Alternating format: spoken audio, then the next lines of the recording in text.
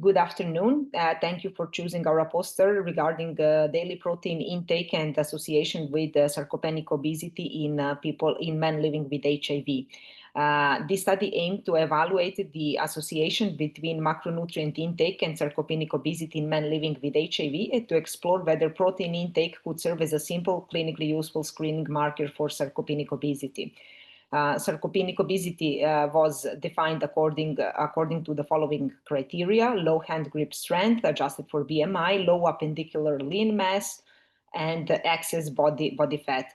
Participants were categorized into three groups. The first group was sarcopenic obesity, the second was non-sarcopenia with obesity, and the third group was non-sarcopenia, non-obesity.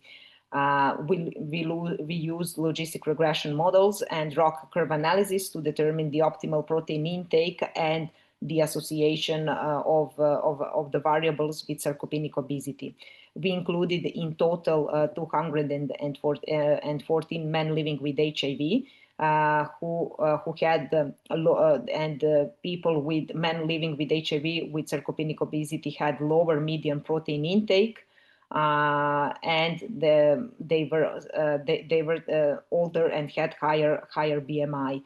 In multivariable logistic regression, only protein intake and age were associated with sarcopenic obesity. ROC curve analysis identified the cutoff of 0.98 as the optimal cutoff for protein intake, achieving 71% sensitivity and 70% specificity, as you can see in the figures.